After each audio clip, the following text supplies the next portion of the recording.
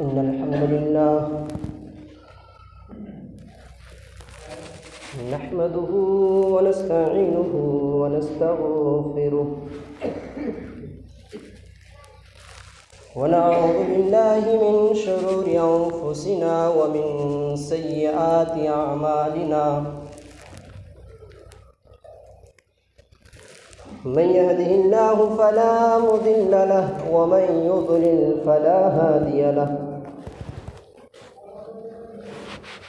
وأشهد أن لا إله إلا الله وحده لا شريك له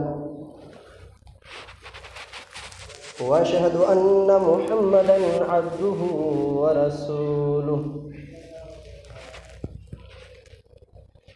أعوذ بالله السميع العليم من الشيطان الرجيم بسم الله الرحمن الرحيم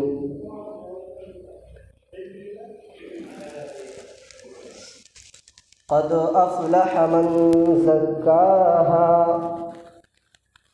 وقد خاب من دساها وقال النبي صلى الله عليه وسلم من زكى نفسه فقال رجل ما تزكية النفس فقال أن يعلم أن الله عز وجل معه حيث كان رب اشرح لي صدري ويسر لي أمري واحلل عقدة من لساني يفقهوا قولي رب زدني علما اللهم رب زدني علما آمين.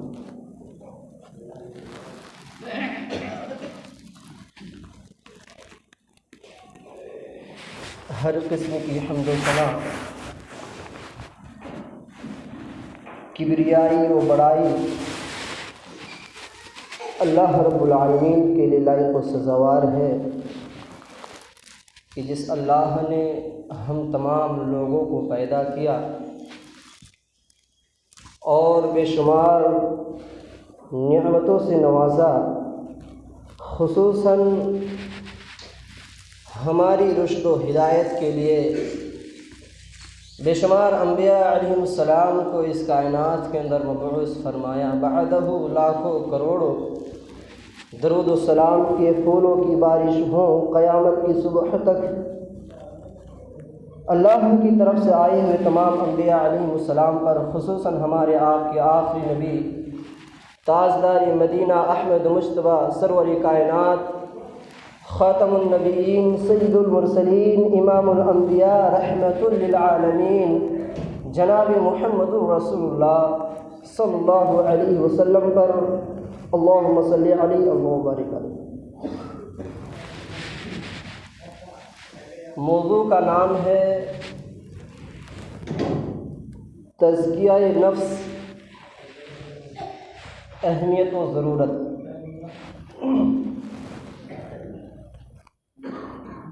سب سے پہلے آپ کے سامنے میں یہ ذکر کروں گا کہ تزکیہ نفس کسے کہتے ہیں۔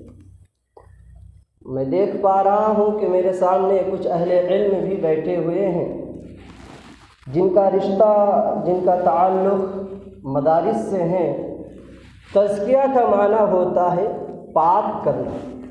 زکا یزکی تزکیہ، تزکیہ کا معنی ہوتا ہے پاک کرنا، اور نفس کا معنی ہوتا ہے دل، یعنی دل کو پاک رکھنا، دل کو صاف رکھنا، یہ تزکیہ نفس ہے۔ اور دوسرا پوائنٹ کیا ہے؟ اہمیت۔ تزکیہ نفس کی اہمیت کیا ہے، اس چیز کو بھی آپ کے سامنے میں پیش کروں گا۔ تیسری چیز کیا ہے؟ ضرورت۔ ہمارے سماج میں، معاشرہ کے اندر تزکیہ نفس کی کیوں ضرورت ہے، اس چیز کو بھی تفصیلاً آپ کے سامنے میں بیان کروں گا۔ تزکیہ نفس کا معنی ہوتا ہے دل کو پاک رکھنا، صاف رکھنا۔ اس چیز کو ایک حدیث کی روشنی میں آپ کے سامنے پیش کرنا چاہتا ہوں۔ حضرت عبداللہ بن معاویہ الغافری رضی اللہ تعالیٰ عنہ حدیث کے راوی ہیں، فرماتے ہیں کہ اللہ کے پیارے حبیب جناب محمد رسول اللہ صلی اللہ علیہ وسلم نے فرمایا کہ تین خصلتیں جس آدمی کے اندر ہوں فقط ذاق طعام الایمان، گویا وہ آدمی ایمان کا مزہ حاصل کر لیا۔ تین خصلتیں۔ پہلی خصلت کیا ہے؟ پہلی خصلت یہ ہے کہ آدمی اللہ کی عبادت کرے، یہ یقین اور یہ سمجھ کر کہ اللہ ہی عبادت کے لائق ہے، یہ پہلی خصلت ہے۔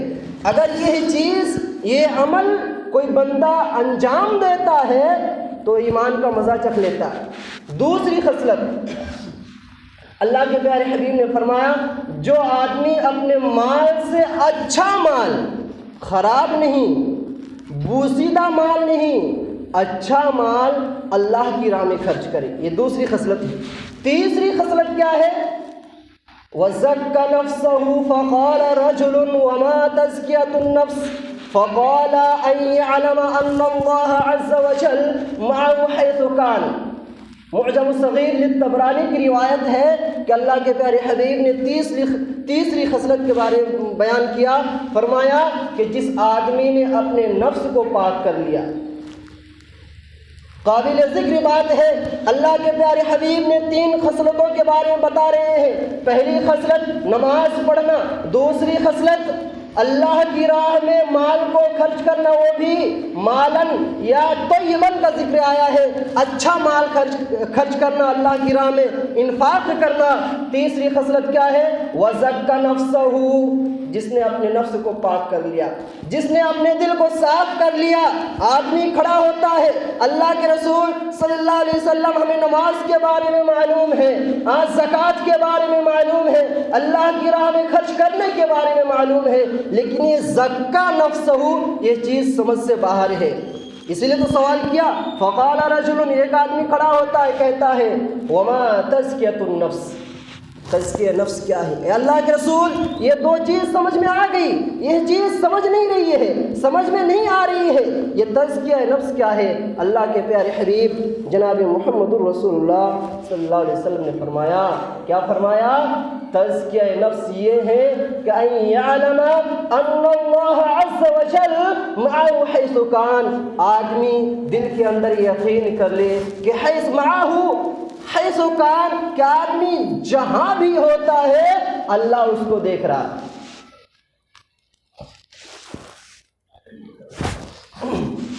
یہ ہمارا ایمان اور عقیدہ ہے کہ اللہ اپنے لائق اور ذات کے اعتبار سے عرش عظیم پر مستوی ہے، لیکن اللہ کا علم ہر جگہ ہے۔ یہی تزکیہ نفس ہے کہ آدمی یہ گمان کر لے، یہ سوچ لے کہ وہ آدمی جہاں بھی ہوتا ہے اللہ کا علم اس کے پاس ہوتا ہے۔ اور اسی چیز کو اگر ہم سمپل انداز میں سمجھنا چاہتے ہیں تو اسی کو تقوی الہی کہتے ہیں۔ اللہ کا تقوی، اللہ کا ڈر، اللہ کا خوف۔ اگر آدمی کے اندر اللہ کا خوف آ جائے، رب کعبہ کی قسم کھا کر کہتا ہوں، اگر اللہ کا خوف دل میں بیٹھ جائے، چھوٹی غلطیاں تو ہو جاتی ہے انسان ہونے کے ناطے، بشر ہونے کے ناطے، جو کبائر اثم اور گناہ ہم انجام دیتے ہیں ان کبائر سے ہم بچ جائیں گے اور دور ہو جائیں گے، ہمارا رشتہ کٹ ہو جائے گا۔ آدمی یہ گمان کر لے کہ جہاں بھی میں ہوتا ہوں اللہ مجھے دیکھ رہا ہے تو پھر وہ گناہ کا کام نہیں کرے گا۔ تو خلاصہ یہ نکلا کہ تزکیہ نفس کا مطلب ہوتا ہے کہ اللہ کا خوف اپنے دل میں بٹھائے رکھنا۔ اگر خوف اللہ کا آ جائے تو پھر ہمارا دل صاف ہو جائے گا، پاک ہو جائے گا، کالا اور رنگیلا نہیں ہوگا۔ ایک چیز ہم اس چیز کو بھی مانتے ہیں کہ کہیں سے بھی اگر اچھی بات ملتی ہے قرآن و حدیث کی امداد میں، تعاون میں، جو قرآن و حدیث سے ملتی ہے وہ چیز کو بھی ہم اخذ کر لیتے ہیں، حاصل کر لیتے ہیں۔ نیوز پیپر میں کبھی پڑھا تھا اور وہ پیپر میں کٹ کر کے رکھا بھی ہوں، اس میں لکھا ہوا تھا ایک بڑے ہی اختصار کے ساتھ، بہت طول نہیں دوں گا، کہ ایک ٹیچر نے کچھ بچوں کو ایک ایک پرندہ چھوٹا چڑیا دیا اور کہا کہ چڑیا جو تمہارے ہاتھ میں نے تھما دیا ہے اس کو ذبح کر کے لانا ہے، شام تک لانا ہے یا کل تک لانا ہے۔ بچے نے لے لیا، ٹھیک ہے، لیکن استاد نے، ٹیچر نے ایک شرط بھی رکھی ہے کہ یہ پرندہ جو میں تم کو دے رہا ہوں ایسی جگہ پہ لے جا کر ذبح کرنا جہاں تمہارے علاوہ کوئی نہ ہو۔ شرط کیا ہے؟ کہ ایسی جگہ پہ لے جا کر ذبح کرنا ہے جہاں وہ کاٹنے یا اس بچے کے علاوہ کوئی نہ ہو۔ بچوں نے کہا ٹھیک ہے، ٹھیک ہے کر کے تو چلے گئے۔ سارے بچے ایک کو چھوڑ کر سارے بچے وہ چڑیا، وہ پرندہ ذبح کر کے لا کر ٹیچر کو، استاد کو دے دیا۔ اور جب ٹیچر نے سوال کیا کہ تم نے اس پرندے کو، اس چڑیا کو کہاں ذبح کیا ہے، تو سب نے کہا کہ میں بند کمرے میں ذبح کیا، میں رات کے ٹائم جو چھت کے اوپر گیا کوئی نہیں تھا، صرف میں تھا، میں نے دعا پڑھ کے ذبح کر دیا۔ سب نے اپنا اپنا جواب دیا، لیکن ایک بچہ دور کھڑا ہے، اس نے کیا جواب دیا؟ وہ پرندہ جو اس کو دیا گیا تھا اس نے ذبح نہیں کیا، ایک بچہ کو چھوڑ کر سب نے ذبح کر دیا۔ ایک بچہ کھڑا ہے، یا اسے اکھا پورا زندہ پرندہ لے کر کھڑا ہے۔ ٹیچر نے قریب بلایا کہ ادھر آؤ، تم نے ذبح کیوں نہیں کیا؟ تو اس نے کیا جواب دیا؟ ٹیچر جی، آپ نے جو شرط لگائی تھی، آپ نے جو شرط رکھی تھی، اس شرط کے مطابق میں ذبح نہیں کر پایا۔ آپ نے یہ کہا تھا کہ تمہارے علاوہ کوئی دوسرا نہ دیکھے، لیکن میرے ساتھ ایسا ہوا کہ جہاں بھی اس پرندہ کو میں ذبح کرنے کے لیے گیا کوئی نہ کوئی مجھے دیکھ رہا ہوتا ہے، اور وہ کون ہے؟ وہ اللہ کی ذات ہے۔ میں بند کمرے میں بھی جاتا ہوں تو وہاں بھی اللہ مجھے دیکھ رہا ہوتا ہے، میں چھت کے اوپر رات کے ٹائم جاتا ہوں تب بھی اللہ مجھے دیکھ رہا ہوتا ہے۔ اور آپ کی شرط یہ تھی کہ تنہائی میں ذبح کرنا، تمہارے علاوہ کوئی نہ ہو، اس لیے میں نے ذبح نہیں کیا اور آپ کی شرط کو مکمل نہیں کر پایا۔ لیجیے، آپ نے جیسا پرندہ دیا تھا میں آپ کو ویسے ہی واپس کر رہا ہوں۔ تو یہ اللہ کا خوف ہے، جہاں بھی آپ ہوں گے، ہم ہوں گے، وہاں اللہ کا علم ہوگا، اللہ ہمیں دیکھ رہا ہے۔ واللہ یعلم ما تصنعون، اللہ نے کہا کہ تم جو کچھ کر رہے ہو وہ واللہ یعلم، اللہ جانتا ہے۔ تو خلاصہ یہ نکلا کہ اللہ کا خوف، اللہ کا ڈر اگر دل میں بیٹھ جائے تو دل تزکیہ ہو جائے گا، پاک و صاف ہو جائے گا۔ آج ہم بہت ساری چیزوں کو لے کر فخر کرتے ہیں، یعنی نہیں معلوم کہ یہاں سرنیم کو لے کر کوئی فخر کرتا ہے کہ نہیں کرتا ہے، لیکن شہر ممبئی کے اندر بڑا چرچا ہے اس کا۔ کوئی خان ہے تو ایسا لگتا مودی کے قبیل سے ہو، مودی کا خاندان ہے، خان ہے، پٹھان ہے، انصاری ہے، محمدی ہے، ادریسی ہے، نہ جانے کتنے القاب لے کر وہ لوگ آپس میں فخر کرتے ہیں۔ اسی لیے میں نے کبھی تقریر میں کہا تھا کہ لوگوں آپ اپنے حساب سے فخر کرو، جو کچھ کرنا ہے کرو، لیکن اللہ کی نگاہ میں اگر کوئی باعث فخر انسان ہے تو وہی ہے ان اکرمکم عند اللہ اتقاکم، جس کے دل کے اندر اللہ کا خوف ہوگا، جس کا دل پاک اور صاف ہوگا، وہی انسان اللہ کے نزدیک سب سے محترم اور سب سے مکرم انسان ہے۔ دل کو پاک رکھنا بہت ہی ضروری ہے اور اس کی ضرورت بھی ہے۔ یہ ہوا تزکیہ نفس کا معنی اور مفہوم۔ اب میں آگے چلوں گا اور یہ کہوں گا کہ تزکیہ نفس کی اہمیت کیا ہے۔ اللہ رب العالمین نے تزکیہ نفس کی اہمیت کو بتلاتے ہوئے فرمایا قد افلح من زکاها وقد خاب من دساها۔ اللہ رب العالمین نے فرمایا جس نے اپنے دل کو پاک کر لیا وہ کامیاب ہو گیا۔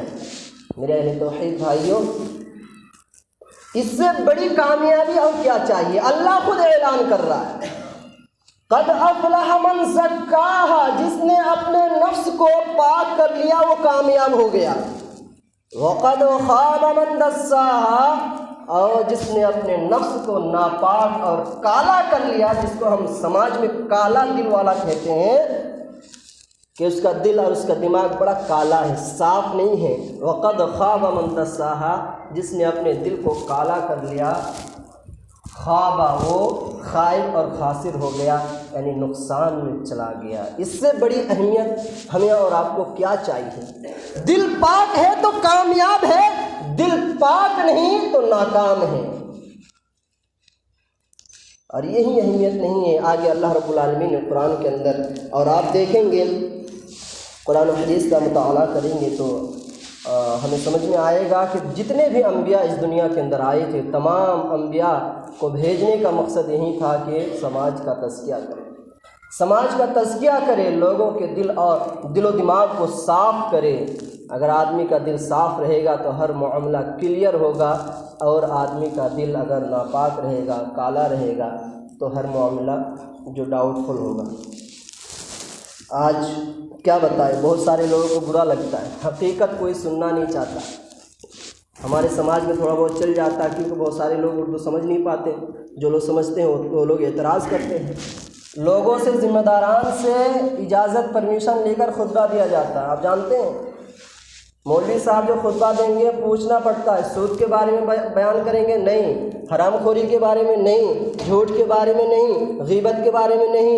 جو لوگ نماز پڑھتے ہیں اگر یہ کہا جائے کہ وہ لوگ جہنم میں جائیں گے، قرآن جیسا اعلان کرتا ہے، نہیں۔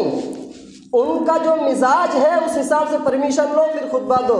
یہ بہت ہی غلط المیہ ہے ہمارے سماج کا کہ آج علماء کو بنگال میں کسی عالم نے یہ خطبہ دے دیا تھا تقریر کے دوران کہ اس بار جو سماج کا جو پردھان ہو وہ اچھا ہو، تو بعد میں جھگڑا شروع ہو گیا۔ کسی کا نام نہیں لیا تھا، ایماندار ہو، اچھا ہو، بس یہ جملہ استعمال کیا، وہ مولانا کے پیچھے سب لگ گئے، تو پرمیشن لے کر خطبہ دینا پڑ رہا ہے۔ ابھی کچھ دنوں کے بعد ایسا لگتا ہے کہ عوام ہی خطبہ دے گی اور وہی لوگ سنیں گے، عالم خطبہ نہیں دے گا۔ تو قرآن و حدیث کی بات کوئی سننا نہیں چاہتا ہے۔ آج ہم دکانوں پر بیٹھ کر کیا کرتے ہیں؟ 5 روپیہ کی چائے پی کر ہم کتنی ساری باتیں کر ڈالتے ہیں، اپنے بارے میں نہیں، دوسروں کے بارے میں، اور یہی چیز غیبت ہے۔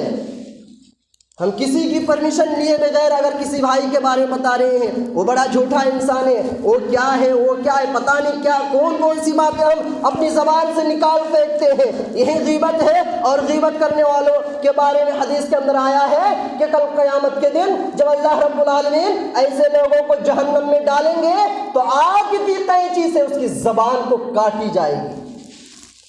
ہم اور آپ کہاں ہیں؟ 5 روپے کی چائے پینے کے لیے زیادہ سے زیادہ 5 منٹ لگے گا، ہم 2 گھنٹہ 1 گھنٹہ کیا کرتے ہیں چائے کی دکان پر؟ کس کی بات کرتے ہیں؟ اذان ہوتی ہے چائے کی دکان پہ بیٹھ کے ہم موویز دیکھتے ہیں، یوگی اور مودی کا فوٹوز دیکھتے ہیں، لیکن اللہ کے گھر میں آنے کے لیے ٹائم نہیں ہے۔ حکومت کی طرف سے ظلم نہیں آئے گا تو رحمت آئے گی؟ بہت سارے لوگ کہتے ہیں کہ پیسہ مل رہا ہے، یہ لالچ ہے۔ میرے بھائیوں، میں اس ٹاپک کی طرف نہیں جانا چاہتا ہوں، حالات سے ہر کوئی واقف اور باخبر ہے، ہمیں اور آپ کو چوکنا اور ہوشیار رہنا ہے۔ میں یہ بیان کر رہا تھا کہ جس کا دل صاف ہو جائے گا، ہم سب مل کر اپنے دل کو صاف کریں گے، اور یہ چھوٹی چھوٹی برائیوں کو لے کر میں خود جانتا ہوں میرے مسلمان بھائی، میں کون سی بات کو آپ کے سامنے رکھوں۔ ہم کس طرح سے لوگوں کی غیبت کرتے ہیں، جتنی محنت ہم ایک بھائی کے پیچھے لگاتے ہیں غیبت کرنے میں، اگر اتنی محنت آج ہم اپنی ذات کے اوپر لگا لیں، اللہ کی قسم کھا کر کہتا ہوں ہم کامیاب رہیں گے، ہمارے سماج میں بھی، اپنے خاندان میں بھی، اور پورے اسٹیٹ اور پورے ملک کے اندر، ہم دنیا کے اندر بھی کامیاب رہیں گے، اور انشاءاللہ تعالی قیامت کے دن بھی ہمیں کامیابی اور کامرانی سے نوازا جائے گا۔ لیکن اپنوں سے زیادہ دوسروں کی باتیں ہم زیادہ کرتے ہیں۔ خیال رکھیے لیکن اچھا خیال ہونا چاہیے، برا خیال نہیں ہے۔ اگر ہم سے کوئی غلطی ہوتی ہے، آپ سے کوئی غلطی ہوتی ہے، تو اس کو اصلاح کرنے کے لیے چائے کی دکان نہیں ہے، چائے کی دکان صرف چائے پینے کے لیے ہے۔ اگر میرے سے کوئی غلطی ہوتی ہے، میں اپنے اوپر مثال دیتا ہوں، اگر مجھ سے کوئی غلطی ہوتی ہے، تنہائی میں لیجئے، نماز پڑھ کے جب سب چلے جائے اور مجھے بلائیے، مولانا آپ سے ایک بات کہنی ہے، انشاءاللہ 10 منٹ رک جائے، کہتا ہوں جب سب چلے جائیں اب میرے سے بات کرے، سلام کرے، پھر کہے کہ مولانا آپ سے یہ غلطی ہے، آپ گاؤں میں رہ کر یہ غلطی کرتے ہیں، آپ 10 لوگوں کو سمجھاتے ہیں، آپ کے اندر یہ برائی ہے، یہ اصلاح کرنے کا طریقہ ہے، اور قسم کھا کر کہتا ہوں اگر آپ کسی کی اصلاح محفل میں، مجلس میں اور گھر مجمع میں کریں گے تو اصلاح نہیں ہوگی، افساد ہو جائے گا، بگاڑ پیدا ہوگا، اصلاح نہیں ہوگی۔ تو دل کو صاف رکھنے کی ضرورت ہے، دل کو کالا نہیں رکھنا ہے، دل کو پاک رکھنا ہے۔ آج ہمارا گھریلو معاملہ لے لیجئے، ساس بہو میں جو جھگڑا ہوتا ہے یا بھائی بھائی میں جو جھگڑا ہوتا ہے، لڑائی ہوتی ہے، اسی دل کی وجہ سے۔ دل پاک نہیں ہے، صاف نہیں ہے۔ میرے بھائی دنیا کے اندر یہ بات ہر عالم کی زبان سے سنے ہوں گے، دنیا کے اندر کوئی بھی ہمیشہ کے لیے نہیں آیا ہے، کل من علیہا فان، ساری کی ساری چیز کیا ہے؟ فانی ہے، فانی ہے۔ یہاں ہمیں ایماندار بن کر رہنا ہے، بے ایمان بن کر نہیں رہنا ہے۔ بہت ساری باتیں ہیں میں بیان کر رہا تھا، دل کو پاک رکھنا ہے، صاف رکھنا ہے۔ کچھ ضروری اعمال آپ کے سامنے پیش کرنا چاہتا ہوں، جن اعمال کی بنیاد پر ہم اور آپ اپنے دل کو پاک و صاف رکھ سکتے ہیں۔ آج تو ہمارا المیہ یہاں بھی آ گیا ہے کہ نماز کے بارے میں بیان نہیں کر سکتے، بہرحال بڑے اختصار سے میں بیان کروں گا۔ پہلا عمل جس عمل کو کر کے ہم اپنے دل کو پاک اور صاف رکھ سکتے ہیں، پہلا عمل کیا ہے؟ نماز ہے۔ اللہ نے فرمایا وَأَقِمِ الصَّلَاةَ، نماز قائم کرو۔ یہاں بھی ایک بڑا وسیع مفہوم ہے، وہ مفہوم کیا ہے؟ نماز پڑھنا قرآن کے اندر نہیں آیا، کچھ حفاظ بھی ہے انشاءاللہ تعالیٰ وہ رہنمائی کریں گے۔ قائم کرنا آیا ہے، نماز پڑھنا قرآن کے اندر نہیں آیا۔ اقیم کا لفظ آیا، جہاں بھی آیا وَأَقِیمُوا الصَّلَاةَ وَآتُوا الزَّکَاةَ، نماز قائم کرو۔ نماز قائم کرنے کا مطلب کیا ہے کہ نماز خود پڑھو اور اپنے اہل و عیال کو بھی نماز پڑھنے کا حکم دو۔ ایسا نہیں کہ خود تہجد پڑھ کے بیٹھے رہے، گھر والے سو رہے ہیں، ایسا نہیں ہے۔ تو نماز پڑھنے سے کیا ہوگا؟ تزکیہ نفس حاصل ہوگا، یہ پہلا عمل ہے۔ دوسرا عمل کیا ہے؟ یہ عمل ہم رمضان میں بہت خوب محنت کے ساتھ عمل کرتے ہیں، انجام دیتے ہیں، لیکن رمضان کے بعد غائب ہو جاتے ہیں۔ دوسرا عمل کیا ہے؟ تلاوت قرآن پاک۔ تلاوت قرآن پاک سے بھی ہم اپنے دل کو پاک و صاف رکھ سکتے ہیں۔ اللہ نے فرمایا هو الذی بعث فی الأمیین رسولا منہم یتلو علیہم آیاتہ ویزکیہم، کہ وہی اللہ ہے جس نے امیین میں ایک رسول کو بھیجا جو قرآن کی آیتوں کو پڑھ پڑھ کر ان کو سناتے ہیں اور ان لوگوں کا تزکیہ کرتے ہیں۔ یہ دوسرا عمل، اس عمل سے ہمیں اور آپ کو جڑنے کی ضرورت ہے۔ قرآن ہم صرف رمضان میں پڑھتے، رمضان بعد نہیں پڑھتے ہیں۔ میرے مسلمان بھائیوں، مساجد میں قرآن کی تلاوت ہم کرتے ہی ہیں، لیکن اصل مسکن، اصل جگہ ہمیں اور آپ کو جاننا ہے تو گھر ہے۔ کیوں؟ قرآن کے اندر، حدیث کے اندر کیا آیا ہے کہ جس گھر میں سورۃ البقرہ کی تلاوت ہوتی ہے وہاں سے شیطان بھاگتا ہے۔ ہم گھر میں مسجد سے زیادہ گھروں میں قرآن کی تلاوت کا اہتمام کریں، یہ دوسرا عمل ہے۔ تیسرا عمل کیا ہے؟ توبہ و استغفار ہے۔ اللہ سے کثرت سے توبہ کریے، روئیے، گڑگڑائیے اور اللہ سے یہ معافی مانگیے کہ اللہم انک عفو تحب العفو فاعف عنی، اللہ تو معاف کرنے والا ہے اور معافی کو پسند کرتا ہے، اس لیے مجھے معاف کر دے۔ ہم گنہگار ہیں، ہم خطا کار ہیں، ہم سے لغزشیں ہو جاتی ہیں، ہم پاپی بندے ہیں، اللہ ہمارے گناہوں کو دور کر دے۔ اس طرح سے ہمیشہ اللہ سے دعا مانگتے رہیے، اس سے بھی ہمارا دل پاک و صاف رہے گا۔ جب ہمارا رشتہ اللہ سے ہوگا تو پھر اتنا مضبوط ہو جائے گا تو پھر ہم بڑے بڑے گناہوں سے بچ جائیں گے۔ اللہ نے کیا فرمایا؟ یا ایھا الذین آمنوا توبوا الی اللہ توبۃ نصوحا عسى ربکم ان یکفر عنکم سیئاتکم ویدخلکم جنات تجری من تحتها الانہار۔ اللہ نے فرمایا اے مومنو تم اللہ سے توبہ نصوحا کرو۔ آج ہم کس طرح سے مانگتے؟ بس 2 منٹ اور، ابھی دعا مانگ لیے، شام کو پھر وہی گناہ کریں گے۔ یہ توبہ نہیں ہے، توبہ نصوحا، خالص توبہ، یعنی یہ بالکل اللہ سے اس طرح سے توبہ کرے، اللہ آئندہ انشاءاللہ تعالی ہم اس گناہ سے بچ جائیں گے۔ ایک دم بالکل مضبوطی والا توبہ کرنا ہے، تو توبہ کرنے سے بھی تزکیہ نفس حاصل ہوتا ہے۔ آخری چیز اور وہ ہے کیا؟ محاسبہ نفس، اپنے نفس کا حساب کرنا۔ جس طرح ہم پیسے کے معاملے میں حساب لگاتے، ویسے ہم شام کو سوچے، 10-5 منٹ نکالے اور سوچے کہ ہم جو کچھ صبح سے لے کر شام تک کیا ہے ان میں کتنا سچا ہے اور کتنا جھوٹا ہے۔ اس طرح سے بھی ہم اپنے نفس کا تزکیہ حاصل کر سکتے ہیں۔ اللہ نے کیا فرمایا؟ یا ایھا الذین آمنوا اتقوا اللہ ولتنظر نفس ما قدمت لغد۔ قیامت کے لیے تم کیا کر رہے ہو اس کے بارے میں سوچو۔ یہ کچھ وسائل اور کچھ ذرائع میں نے آپ کے سامنے پیش کیے ہیں۔ پہلی چیز جو میں آپ کے سامنے پیش کیے وہ یہ ہے کہ تزکیہ نفس کیا ہے، دوسری چیز اس کی اہمیت، تیسری چیز وسائل، اور آخری چیز ضرورت۔ تو تزکیہ نفس کی ضرورت بھی ہے میرے اہل توحید بھائیوں، بہت ہی ضرورت ہے، کیونکہ اسلام جوڑنے کے لیے آیا ہے، توڑنے کے لیے نہیں آیا ہے۔ بہت سارے لوگ صلہ رحمی کرتے ہیں، رشتے کو جوڑتے ہیں، بہت سارے لوگ توڑتے بھی ہیں۔ اگر رشتہ کو جوڑنے میں جہاں تک میں نے علم سیکھا ہے بہت زیادہ نہیں ہے، تھوڑا سا، بہت ہی ہلکا سا، الف بھی مکمل حاصل نہیں کیا، لیکن جہاں تک مجھے معلوم ہے رشتہ جوڑنے میں اگر ایک جھوٹ بولنا پڑے چھوٹا موٹا تو بھی جائز ہے، لیکن توڑنا اسلام نہیں سکھاتا ہے، توڑنا نہیں سکھاتا ہے۔ میاں بیوی میں جب جھگڑا ہو جاتا ہے تو ملانے کے لیے وہاں جھوٹ بولنے کی گنجائش ہے، اجازت ہے کہ جھوٹ بول کر دونوں شوہر بیوی کو جوڑ دیا جائے، اس کو الگ نہ کیا جائے۔ تو رشتہ جوڑنا ہے اور تزکیہ نفس کے ذریعے سے ہم رشتہ جوڑ سکتے ہیں، اسی لیے تزکیہ نفس کی بہت ہی ضرورت ہے۔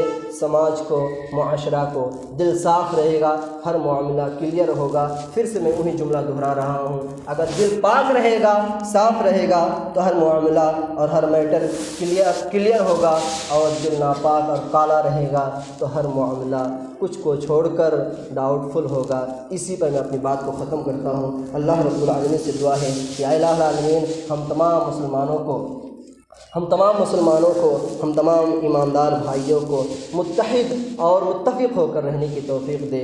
بہت اچھی چیز ہے، ابھی بہت پتہ چلا کہ یہ پورا جو تلکو باڑی ہے ایک ہی مسجد میں نماز پڑھ رہے ہیں، یہ خوشی کی بات ہے۔ کاش کہ ہمارے فرقہ میں بھی ایسا ہو جائے۔ اتحاد اسلام سکھاتا ہے، اور میں شکر گزار ہوں اللہ رب العالمین کا کہ جن کی توفیق سے، اور وہ عالم جو میرے استاد بھی ہیں شیخ مفیض الدین حفظ اللہ ریاضی حفظ اللہ کا بھی شکر گزار ہوں کہ جن کی محنت اور اللہ کی توفیق سے یہ اتحاد پر ہم آ گئے ہیں، اور اللہ سے دعا کرتے ہیں یہ اتحاد تا قیامت رہے۔ اسی پر میں اپنی بات کو ختم کرتا ہوں۔ اللہ رب العالمین سے دعا ہے، یا اللہ ہم انسان ہیں، ہم بشر ہیں، ہم سے غلطیاں ہو جاتی ہے، اللہ ہمارے غلطیوں کو معاف فرما دے۔ یا الہ العالمین ہم تمام مسلمانوں کو مل جل کر ہر چھوٹی بڑی نیکی کرنے کی توفیق عطا فرما۔ یا الہ العالمین دنیا کے اندر کرونا نامی وبا پھیلی ہوئی ہے، اللہ اس میں سچائی بھی ہے، جھوٹ بھی ہے، حقیقت سے زیادہ سیاست ہے، اللہ ہمیں گندی سیاست سے محفوظ فرما اور حقیقت کو جاننے کی توفیق دے۔